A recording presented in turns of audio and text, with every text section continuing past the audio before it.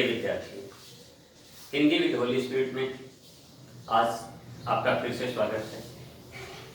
और कैसे हैं आप? मैं समझता हूँ स्टे होम स्टे सेफ के नियमों का आप पूरे अनुशासन के साथ पालन कर रहे होंगे और अध्ययन का कार्य भी सुचारू रूप से कर रहे होंगे। आज मैं आप लोगों के लिए अनिवार्य हिंदी का एक नया टॉपिक लेकर आया हूँ, एक नया विषय लेकर आया हूँ, भाषा, लिपि एवं व्याकरण। इसमें 3 भाग किए गए, भाषा, लिपि और व्याकरण। तो सबसे पहले हम जानेंगे भाषा को, कि भाषा क्या है। हम लोग रोज चर्चा करते हैं भाषा, लैंग्वेज, पर ये भाषा है क्या? भाषा के माध्यम से ही हम परस्पर एक दूसरे से अपने विचारों का आदान प्रदान करते हैं, अपनी भावनाएं एक दूसरे के प्रति अभिव्यक्त करते हैं, एक दूसरे से शेयर करते हैं अपने विचारों को। जरा सोचिए कि हम मनुष्य हैं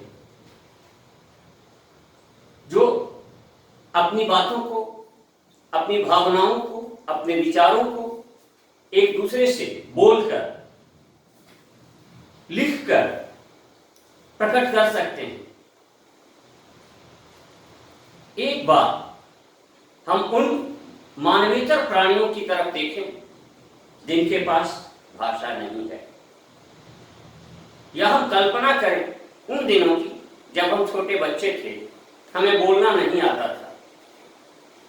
यह अलग बात है कि हमें उन दिनों की पूरी घटनाएं याद नहीं है, लेकिन अब जब हम बड़े हो गए हैं, वयस्क हो गए हैं, तो उन छोटे छोटे बच्चों की स्थितियों को देखते हैं। बच्चा रो रहा है, अब किस कारण से रो रहा है कुछ पता नहीं चलता।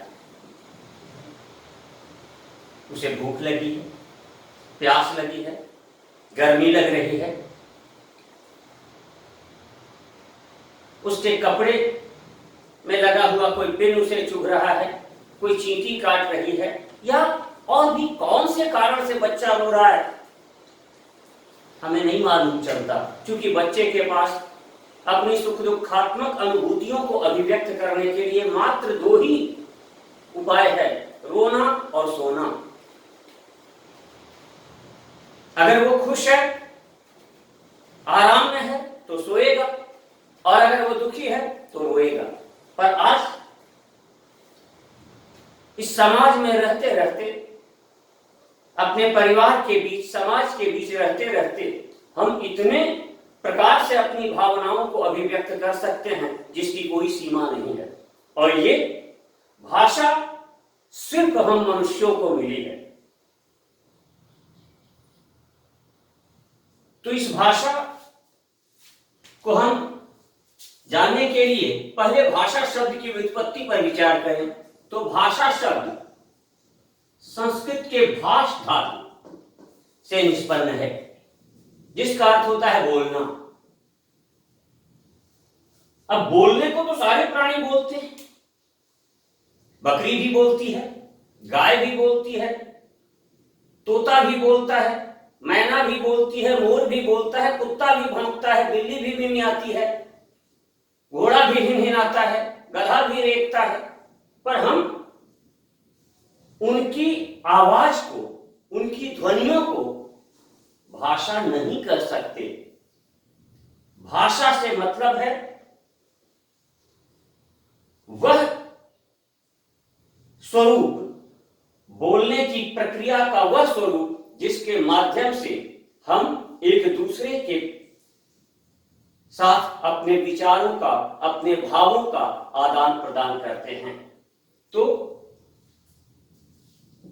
वैसे तो कई विद्वानों ने भाषा की परिभाषा अपने अपने अनुसार दी है, पर सर्वाधिक मान्य एवं प्रचलित परिभाषा भारत में जो चल रही है वह है डॉक्टर भोलानाथ तिवारी की परिभाषा। डॉक्टर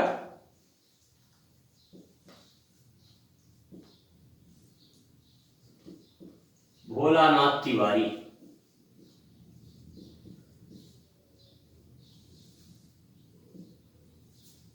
इनके अनुसार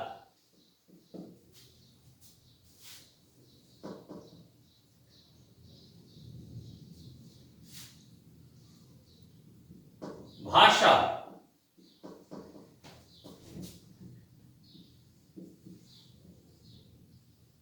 मानव उच्चारणावयवों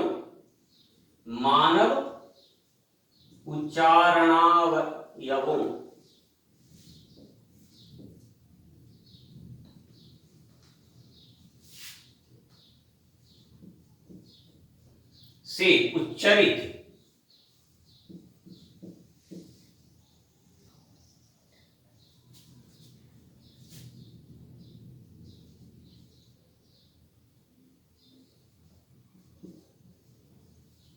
यादृच्छिक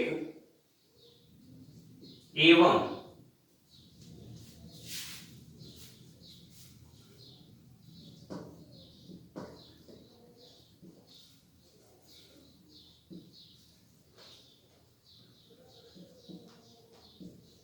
परंपरागत ध्वनि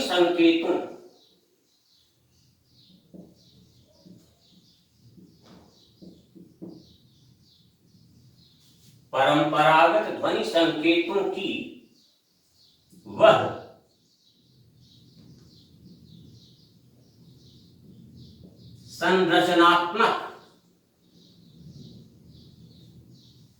संरचनात्मक व्यवस्था है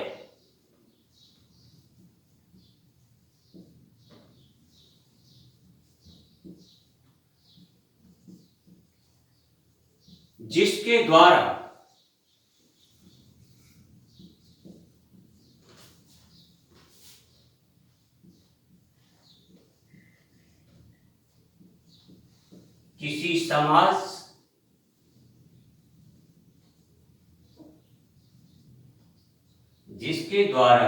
किसी समाज के लोग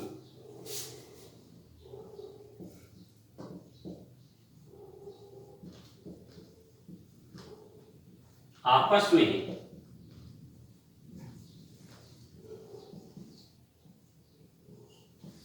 विचार विनिमय करते हैं।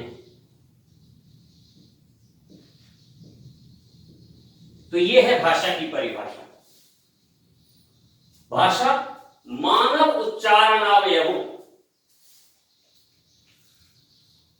मानव के जो विभिन्न उच्चारण अवयव हैं, जैसे हम बोलते हैं तो काकल, कंठ, मूर्धा, तालु, वर्ष, दंत, दंतोष्ठ, ओष्ठ, इन सब उच्चारण अवयवों से होकर ध्वनि संकेत बाहर निकलते हैं। तो मानव उच्चारण अवयव, पशुओं के भी उच्चारण अवयव हैं, वो भी मुख से बोलते हैं, लेकिन पशुओं की वाणी को, पशुओं की आवाज को भाषा के अंतर्गत नहीं रखा जा सकता। तो यहां भाषा से मतलब है मनुष्यों की आवाज से उच्चरित यादृच्छिक, यहां शब्द आया है यादृच्छिक। इस यादृच्छिक का अर्थ होता है ऐच्छिक या स्वतंत्र, और परंपरागत, यादृच्छिक और परंपरागत ध्वनि संकेत। जैसे क, तो क के लिए हमने एक निश्चित व्यवस्था बना ली। अ, आ, घर, घर, तो इस तरह से हमने, अच्छा फिर अगर हमारे पुरखे इसको क कहते आए तो हम भी उसको क कह रहे हैं, तो परंपरागत व्यवस्था भी है। तो यादृच्छिक यानी ऐच्छिक या स्वतंत्र, हर समाज में अलग अलग तरह के ध्वनि संकेत हैं, अलग अलग भाषाओं में अलग अलग तरह के ध्वनि संकेत हैं, जिसको हम हिंदी में अ कहते हैं, अंग्रेजी के अल्फाबेट में उसे ए कहते हैं। हम ब लिखते हैं, वे उस अल्फाबेट को बी बोलते हैं। तो इस तरह से अपने अपने समाज के अनुसार जो परंपरा पोषित ढंग से ध्वनि संकेत तैयार कर लिए गए, उसकी एक संरचना तैयार की जाती है, एक स्वरूप तैयार किया जाता है, और उस व्यवस्था के द्वारा ही किस तरह की बोली को हम क्या मानेंगे, किन ध्वनि संकेतों के मिश्रण से बने हुए शब्दों का अर्थ क्या होगा, ये पूरी व्यवस्था बना रखी गई है। लेकिन एक ही भाषा पूरे संसार की भाषा नहीं हो सकती, इसलिए किसी समाज के द्वारा, जैसे भारतीय समाज, उत्तर भारतीय समाज, हिंदी भाषी समाज, मारवाड़ी भाषी समाज, है ना, तो किसी समाज के द्वारा, जिसके द्वारा कोई समाज आपस में विचार विनिमय करता है, किसी समाज के लोग आपस में विचार विनिमय करते हैं, उसको हम क्या कहते हैं, भाषा कहते हैं। अब इतना स्पष्ट है, जैसे ही इसमें आ गया कि जिसके द्वारा किसी समाज के लोग, यानी एक ही भाषा पूरे विश्व में काम नहीं आती है।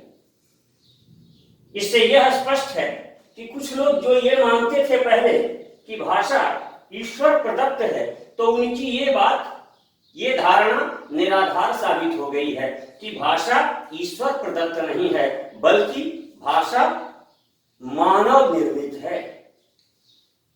मनुष्य अपने समाज में, अपने परिवार में परंपरा से चली आ रही ध्वनि संकेतों का अनुकरण करता हुआ, अनुकरण के द्वारा भाषा को सीखता है। जैसे छोटा सा बच्चा होता है, उस छोटे बच्चे को कुछ बोलना नहीं आता है, लेकिन हमारे आपके बातों को सुनते सुनते और फिर हम उस बच्चे के आगे बार बार दोहराते हैं, दादा, बाबा, पापा, मामा, तो सुनते सुनते फिर वो धीरे धीरे हमारा अनुकरण शुरू करता है और फिर बोलने लग जाता है, और धीरे धीरे उसके शब्दों की संख्या बढ़ती जाती है, शब्द सामर्थ्य बढ़ता जाता है और विचार विनिमय में स्पष्टता आती जाती है।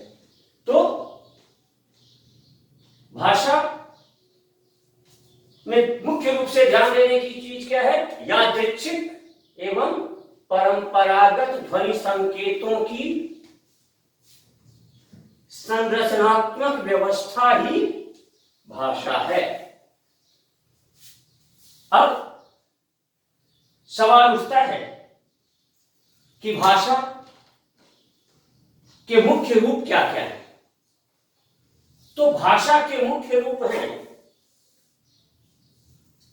देखने में तो दो ही आते हैं, मौखिक और लिखित, लेकिन भाषा का एक तीसरा रूप भी है, इंगित भाषा। इंगित भाषा यानी हाथ, आंख आदि के इशारों से मुंह बिचकाना, सर हिलाना, इन चीजों के द्वारा भी हम अपने इशारों से भी अपने भावनाओं की अभिव्यक्ति कर देते हैं। जैसे कोई पूछता है, आप खाना खाएंगे,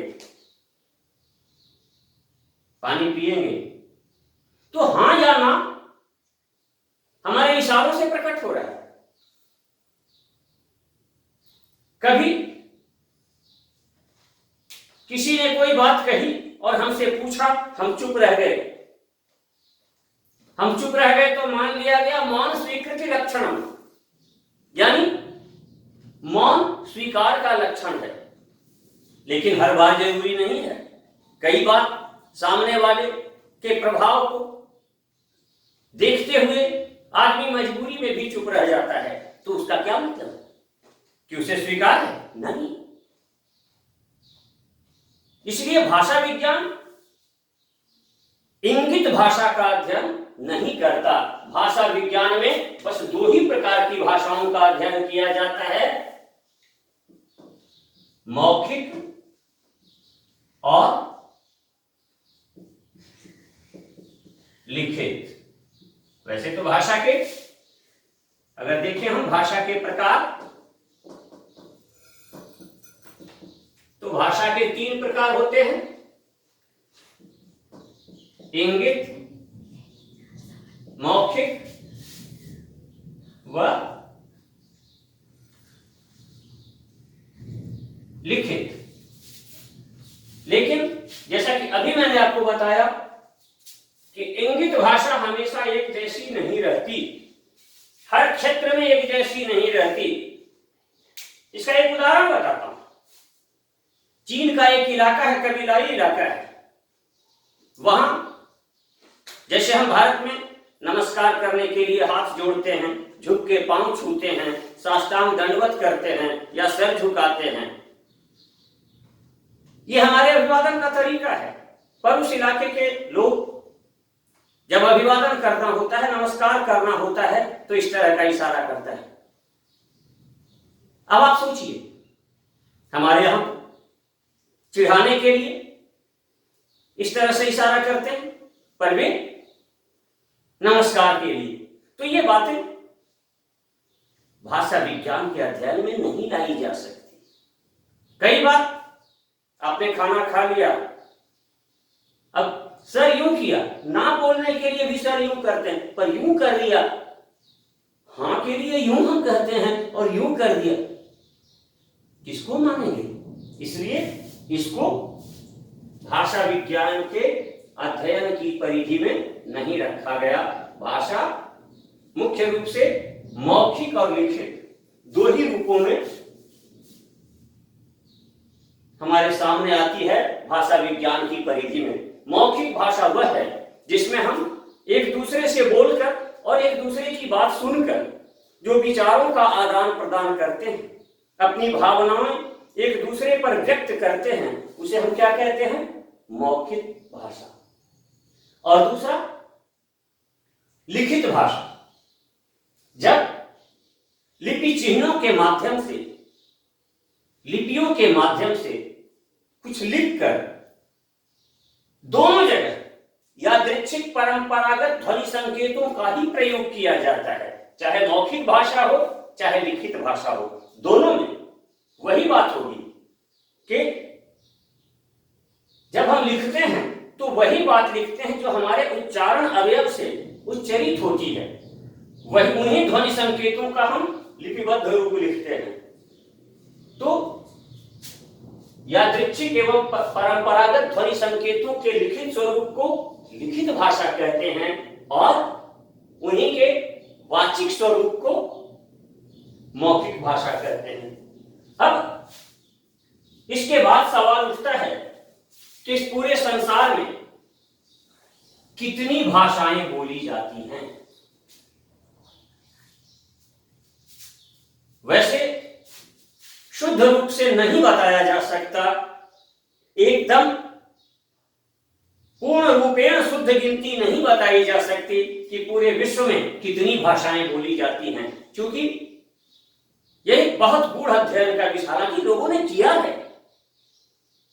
doctor George Abraham Grierson, Bholanath Tiwari, Acharya Devendranath Sharma, Kamta Prasad Guru, इन लोगों ने काफी परिश्रम किया है और डॉक्टर भोलानाथ तिवारी, आचार्य देवेंद्रनाथ शर्मा आदि ने तो भाषा की एक निश्चित संख्या भी बताई थी। 2796 भाषाएं पूरे विश्व में बोली जाती हैं। पूरे विश्व में 2796 भाषाएं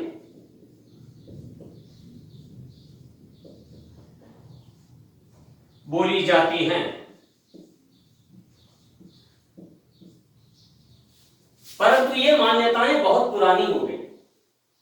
हम लोग जब स्टूडेंट थे उस जमाने में भी हमने यही पढ़ा था और आज भी किताबों में यही लिखा मिल रहा है, जबकि जब हम स्टूडेंट थे उस समय भारत में संविधान की 8वीं अनुसूची में शामिल भाषाओं की संख्या 18 थी। ये मैं 1984 से 86 की बात बता रहा हूं, जब हम लोग एमए के स्टूडेंट थे तब 18 भाषाएं थी और वर्तमान में संविधान की 8वीं अनुसूची में भारत में 22 भाषाएं बोली जाती हैं। तो अकेले भारत में इन 36 वर्षों की अवधि में 4 भाषाएं बढ़ गई, तो पूरी दुनिया में काफी अंतर आया होगा। तो इस आधार पर हम कह सकते हैं, एक अनुमानिक आंकड़ा दे सकते हैं कि आज विश्व में लगभग 3000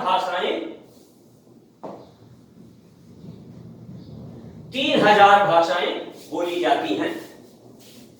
अब इतने बड़े विश्व की इतनी और बोलियों की संख्या तो इनसे 4-5 गुना अधिक है, क्योंकि बोली थोड़ी थोड़ी दूरी से बदल जाती है। भाषा क्या है, उपभाषा क्या है, बोली क्या है, इसका अध्ययन हम आगे करेंगे। पर अभी हमने क्या जाना कि संसार भर में लगभग 3000 भाषाएं बोली जाती हैं। अब इन भाषाओं का सम्यक अध्ययन करने के लिए संपूर्ण विश्व की भाषाओं को कुछ भाषा परिवारों में विभक्त करके देखा गया है। तो इस आधार पर विश्व की इन 3000 के लगभग भाषाओं को जानने के लिए हम विश्व के प्रमुख भाषा परिवारों का भी एक परिचय देख लें।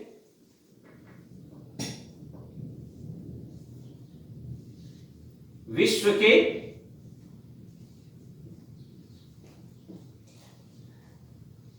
भाषा परिवार,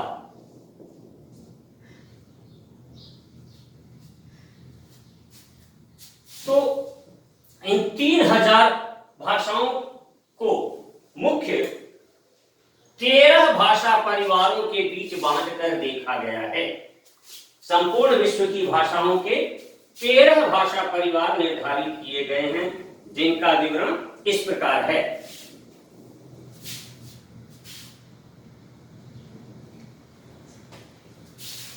पहला,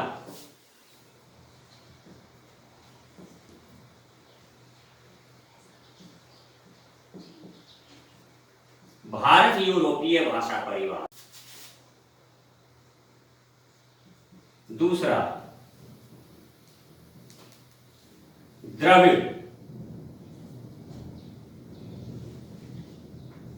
तीसरा, मेरे नीचे करने का कारण यह है कि एक लाइन में 13 भाषाएं आसानी से नहीं आ पाएंगी, 13 भाषा परिवारों का विवरण आसानी से नहीं दिया जा सकेगा, इसलिए मैं थोड़ा ऊपर नीचे करके लिख रहा हूं। आप इससे किसी को अधिक मान्यता, किसी को कम मान्यता का नहीं मान लेंगे।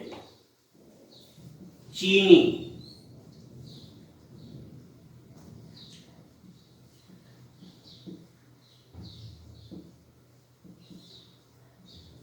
सेमेटिक,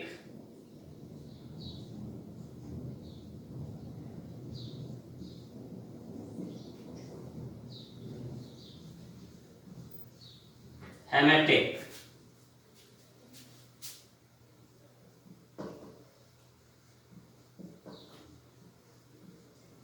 आग्नेय,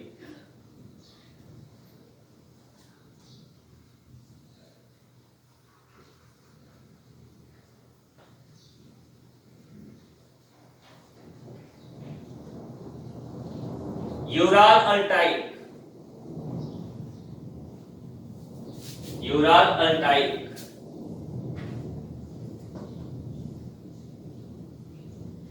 बांटू,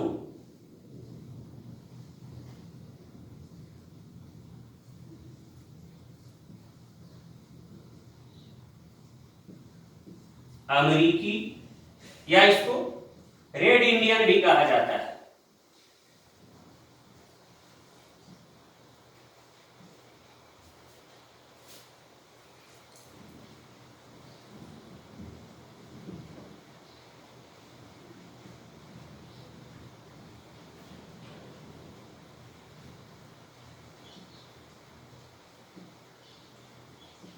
कॉकेशस,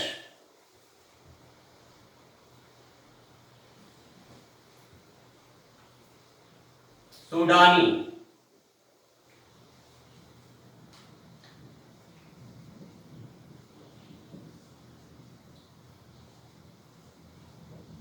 बुशमैन और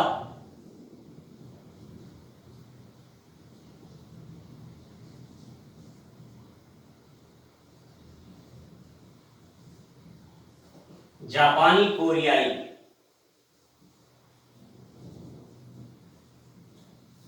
तो इस प्रकार ये 13 भाषा परिवार है संपूर्ण विश्व में। भारत यूरोपीय, इसको हम संक्षिप्त में इस तरह से देखते हैं, भारोपीय। भारोपीय भाषा परिवार, इंडो यूरोपिक लिंग्विस्टिक फैमिली। द्रविड़, दक्षिण भारत की जो भाषाएं हैं वो स्कूल की हैं। तो इसी तरह से 13 भाषा परिवार, द्रविड़, चीनी, सेमेटिक, हेमेटिक, छठा हो गया आग्नेय, 7वां यूराल अल्टाई, 8वां बांटू, 9वां अमेरिकी रेड इंडियन, 10वां काकेशस, 11वां सूडानी, 12वां बुशमैन और 13वां जापानी कोरियाई। तो इस तरह से संपूर्ण विश्व के 13 प्रमुख भाषा परिवार हैं। अब इन भाषा परिवारों में जो भारोपीय, बाकी से हमें कोई लेना देना नहीं है, क्योंकि हमारी हिंदी का संबंध इससे है, इसलिए हम इसकी कड़ियों को आगे देखेंगे। भारोपीय भाषा परिवार आगे चलकर 2 शाखाओं में बंट गया।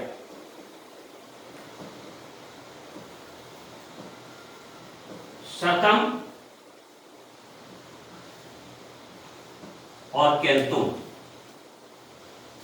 इन 2 शाखाओं में बंट गया भारोपीय भाषा परिवार। इंडो यूरोपियन लिंग्विस्टिक फैमिली जो है वो इन 2 परिवारों में बंट गया। अब इसमें से केंतुम परिवार,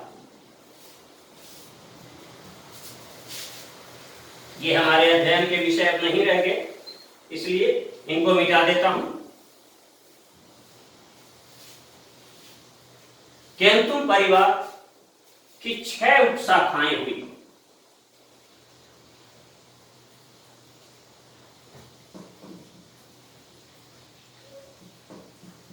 तोखारियन,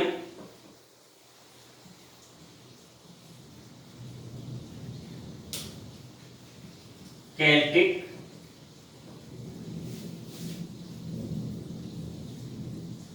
जर्मनिक,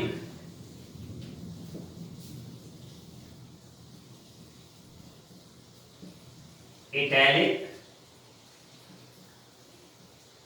ग्रीक और इलीरियन।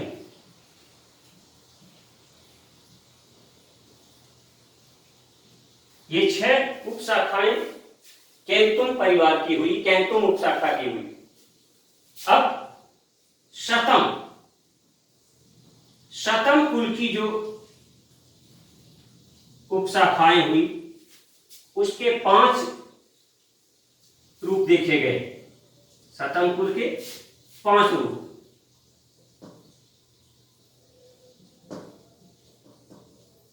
भारत ईरानी,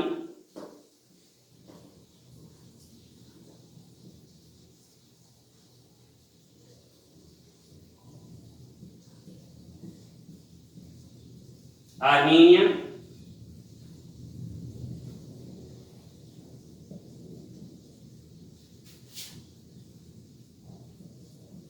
अल्बानियन,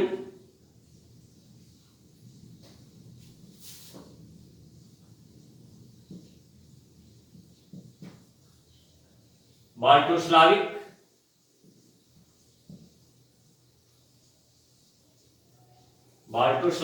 और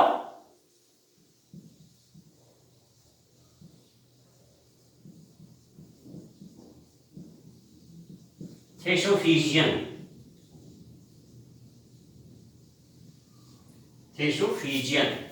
ये 5 उपशाखाएं शतम कुल की हुई। अब इनमें से भारत ईरानी शाखा की 3 उपशाखाएं हो गई।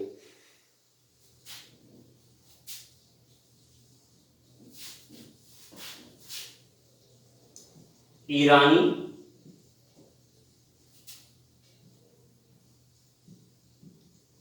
दरद और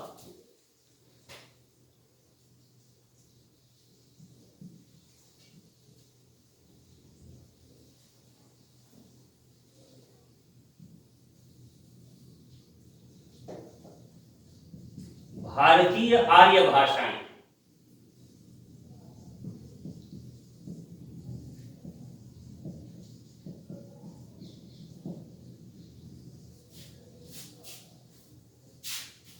तो इस भारत ईरानी शाखा से जो 3 उपशाखाएं निकली, ईरानी, ईरान के आसपास के इलाकों में ये ईरानी भाषा चली।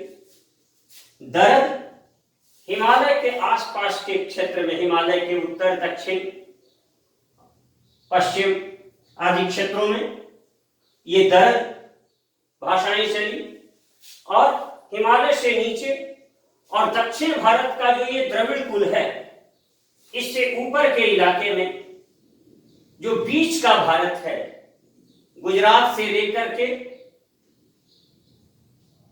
एकदम पूर्वोत्तर तक, उसमें ये भारतीय आर्य भाषाएं चली। अब इन भारतीय आर्य भाषाओं के विभिन्न रूप हमारे सामने आए। तो भारतीय आर्य भाषाओं का जो सबसे प्राचीनतम रूप हमारे सामने है वह है संस्कृत। वैसे तो हमारी शास्त्रीय मान्यताएं बहुत पहले से मानती हैं, पर आधुनिक युग के भाषा वैज्ञानिकों के अनुसार भारतीय आर्य भाषा का प्राचीनतम रूप,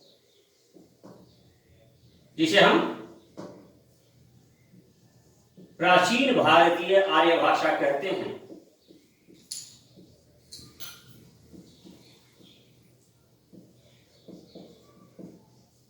यानी संस्कृत, इसका कालमाना 1500 ईस्वी पूर्व से 500 ईस्वी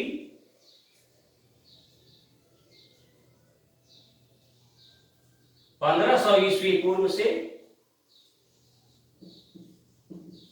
500 ईस्वी पूर्व तक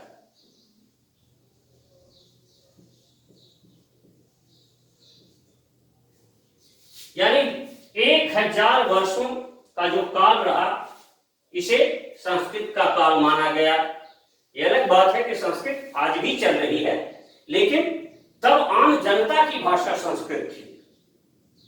अब इसी 1000 वर्षों की अवधि में संस्कृत के 2 रूप बने, वैदिक संस्कृत और लौकिक संस्कृत। इसके बाद का काल आया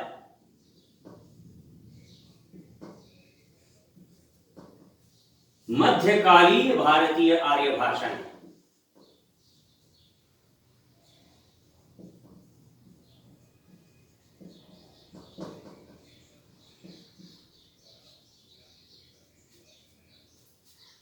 इसके 3 रूप बने, पाली, पहला रूप बना पाली, ये 500 ईस्वी पूर्व से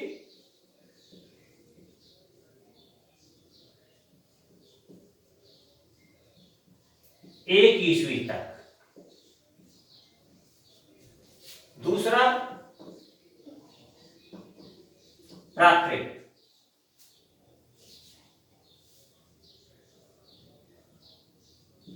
1 ईस्वी से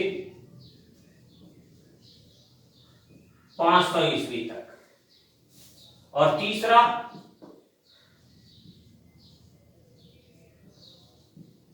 अपभ्रंश,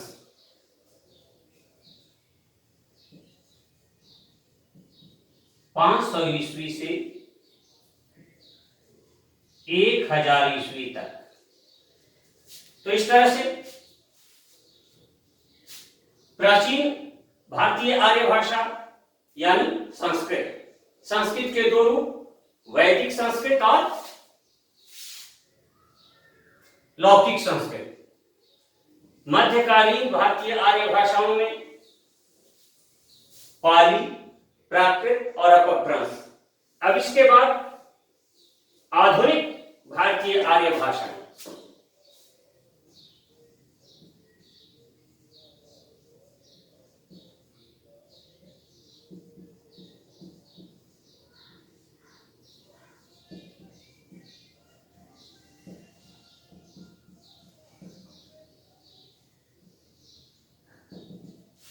ये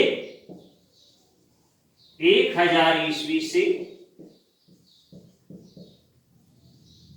आज तक की आर्य भाषाएं हैं।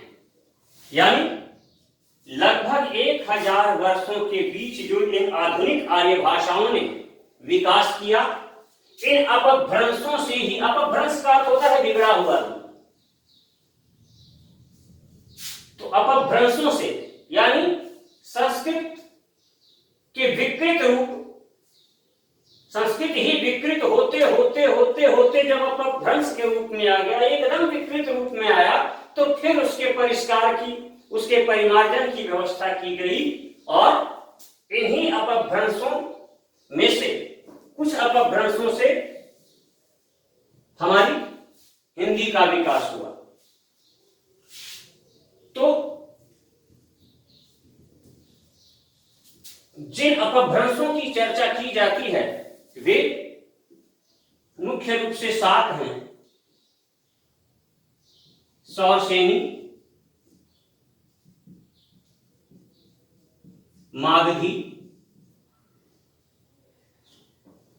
सौरसेनी, अर्धमागधी,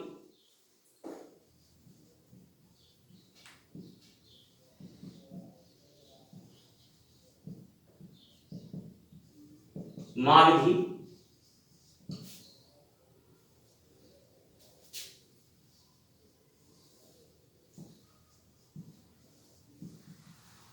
केकई,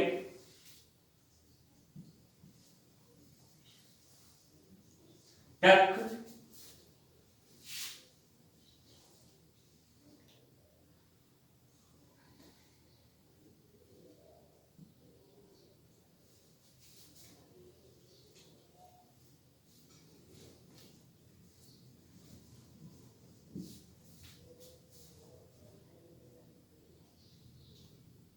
ब्राचर आदि 7 रूप किए गए।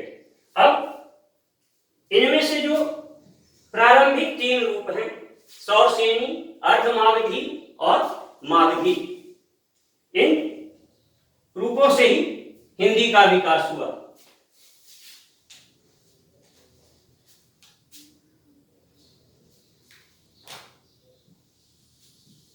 तो अब इससे हम जब हिंदी के विकास की बात करते हैं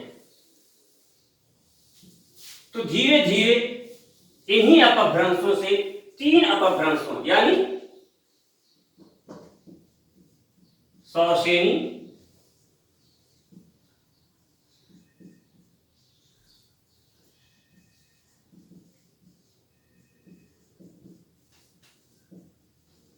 अर्धमागधी और मागधी से विकसित होकर आधुनिक हिंदी भाषा का निर्माण हुआ। तो आज के अध्ययन में हम यही रुकते हैं। तो आज आपने देखा कि भाषा क्या है, भाषा की परिभाषा क्या है, भाषा भावों या विचारों की अभिव्यक्ति का माध्यम है, उसकी परिभाषा आपने देखी। फिर भाषा के प्रमुख रूप इंगित, मौखिक एवं लिखित देखा आपने। इसके पश्चात विश्व भर में बोली जाने वाली लगभग 3000 भाषाओं के 13 भाषा परिवारों के बारे में हमने जाना। फिर हमने ये जाना कि कैसे कैसे भारतीय परिवार की, भारत ईरान शतक के शतम कुल की भारत ईरानी शाखा कि भारतीय आर्य भाषाओं से विकसित होते हुए संस्कृत, पाली, प्राकृत, अपभ्रंश आदि की यात्रा पूरी करते हुए हमारी आधुनिक हिंदी का विकास हुआ। तो मैं समझता हूं आपको काफी कुछ समझ में आया होगा। अब इससे आगे की चर्चा हम अगले क्लास में करेंगे। धन्यवाद।